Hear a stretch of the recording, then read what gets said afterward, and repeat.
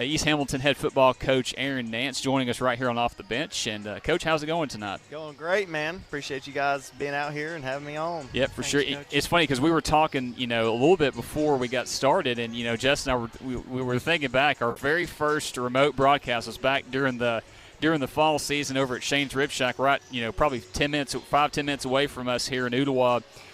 You were at that remote along with Goose Manning, and you were hey, you're the first repeat, in person, whether in studio or on remote guest on Off the Bench. So congratulations on being the most the veteran of Off the Bench for our guests. Oh, definitely, man. It's an honor, I will say. Wow. It's an honor.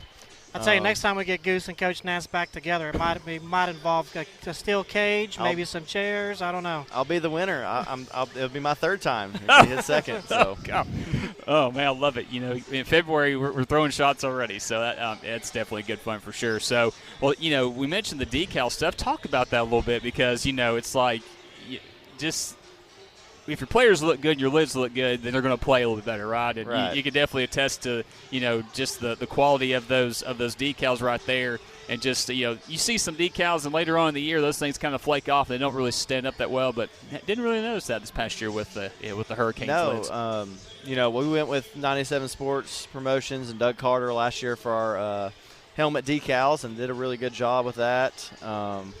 I really like the quality of it, and the customer service is what sold me on it. I mean, I'm sitting there blowing him up with text messages back and forth, but we'll tweak this, tweak that. Show me what this looks like. Show me what. And he's probably like, gosh, this guy's driving me nuts. But he was working with me on it, and he really set us up nice, and he's got something good for us this year coming up. We kind of looking at changing our helmets up a little bit, and he's really done a good job mocking that up for me and getting it the way we want it. So.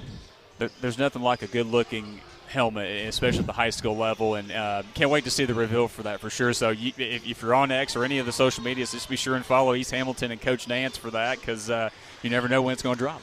That's right. I'll tell you what, if you look good, play good is true. I don't expect the Hurricanes to lose too many ball games this year because we got a behind-the-scenes peek of that helmet, and I can't wait to see the rest of the look for it, Coach. So what's a head football coach doing in February? What you got your team doing? What is your involvement in the team? And kind of speak to maybe some early leaders you might have on this team coming up next year. Yeah, so everything for us right now is centered around weight training and academics. This is the time of year where a lot of guys, if they're not playing another sport, typically may lose a little bit of that attention to detail in the classroom. So I had to talk to Mike. Put it, Coach. Lose attention to detail in the classroom. Football season's over. Coach isn't making me run or whatever if I don't have my grades right. But you're paying attention, aren't you? But we're paying attention. Yeah, so that's we talked to the kids today at our after-school weight training deal about making sure we keep those grades up and finish the year strong, and as well as physically getting stronger in the weight room. Some early leaders emerging to speak on that.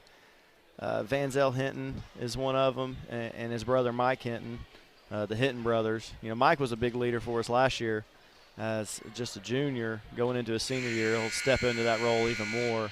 But he called our defense last year at middle linebacker and also flipped over and ran the ball on offense. So the Hinton brothers are a big part of our team. And then we've got a young quarterback who's really coming on and training and been working a lot this offseason, and Wyatt Miller.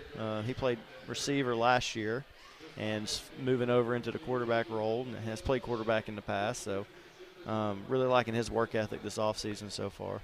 Now, like Justin mentioned before we went to our first break, you just got done with your first season as a head coach here at East Hamilton. Obviously, for people that don't know a lot about you, you're from this area originally. You came back from the state of Georgia, so you're familiar with this area for sure. But kind of talk about, I guess, your first season, not just here at East Hamilton, but coming back into the Chattanooga area and kind of getting, reacclimated to the area, and just kind of talk about some of the, I guess, the high points of your 2023 campaign.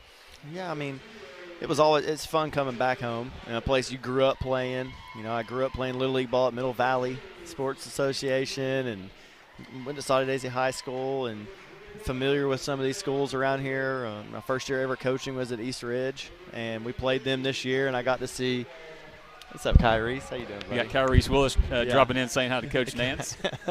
Got him in some plays for you last year. We played East Ridge this year. A kid that I coached, JoJo Tillery, a kid I coached my first year ever coaching. He was a freshman at East Ridge, and he's over there coaching for East Ridge now. It's amazing. Yeah, I'm just like, man, full circle. I haven't seen him in years, and you catch up and connect with some guys that you know from the past and haven't seen in a long time, being out of town. So that was cool. But the town of Chattanooga and the area has really improved the overall quality of football, I believe. Like, there's some really good players in here.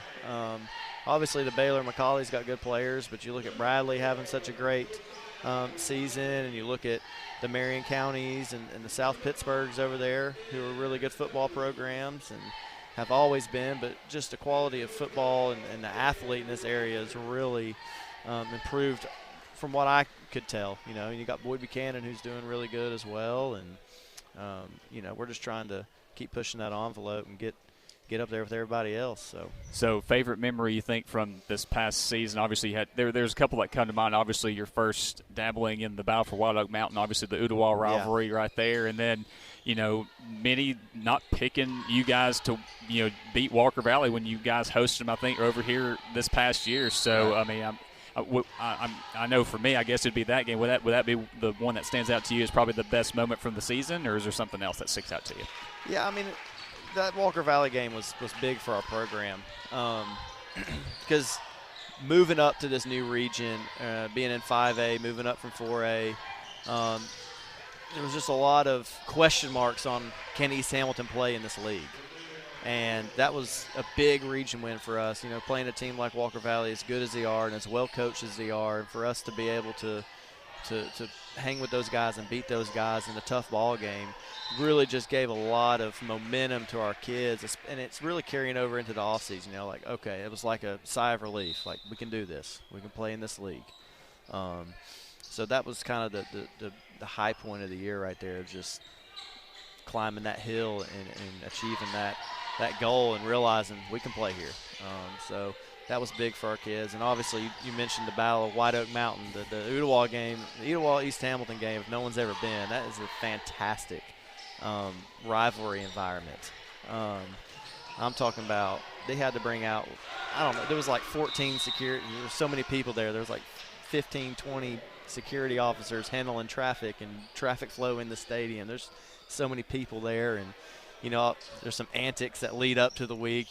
Some kids from Ooltewah came down here and rolled toilet paper and put forks on our field. And my principal was like, well, I got some leadership students that can come up here and clean it up. I said, no. Our football team's going to clean it up. So I had the football kids out there with bags of trash and cleaning up toilet paper and forks off the field. Try to get them a little, just adds to that environment and that game leading up to it. It's something special. So. Well, Coach, you have the days down. Do you know when, have you circled that as 83 days till day one, or you just kind of cruising right now, kind of enjoying the off season? I know there's no real off season, right.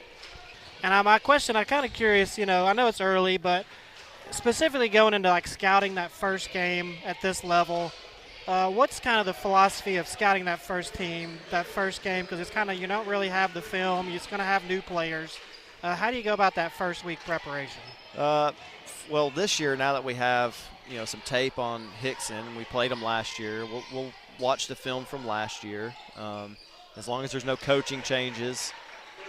Coaching change is a big thing. If they bring a new offensive coordinator, defensive coordinator, you start looking at where they've been in the past and things that they've done in the past. If you can get your hands on some film, we'll review the film from last year's game with Hickson and then compare that to scrimmage tape that we get on them, or if we go watch a scrimmage, or watch them in the jamboree, those types of things, and kind of compare like what's different, what's the same as last year. Is it a lot different? If it's a lot different, then we can't really use last year's game at all. And teams, typically at the high school level, you'll see teams change quite a bit year to year because we do have different players. It's not like you go out there and recruit kids at a college to fit your system. You adapt it at the high school level to fit what you have. So it's a lot of just comparing last year to this year, how much of it's the same, and then scouting the personnel and seeing what players came back from last year, if they've moved them around or whatever. So it's a little bit of last year, a little bit of this year kind of deal. And again, it's tough going into a week one. You just don't have – there's a lot of unknowns. What are they hiding? What have they not shown in a jamboree or a scrimmage that we got to see? So there's a lot of that playing into it when you go in there. So as a coach, you can get caught up. We call it chasing ghosts. Yep. We're trying to defend this play and that play, and they might run it. They might run this. They might run that. So it's just a little bit of cat and mouse with that. It won't be long, Justin Sims. It will not be long for sure. I can already feel the fall air. Yep, for sure. It felt like that today, low 60s. So it's perfect football weather. Getting ready for sure, right, Coach? So, well, Coach Nance, thank you so much for taking the time to join us, my friend. We'll be talking, I'm sure, throughout the season and getting ready for big helmet reveal and then leading into the Jamboree in the season. So looking forward to it, and good luck in 2024. We'll talk soon. Yep, appreciate you guys.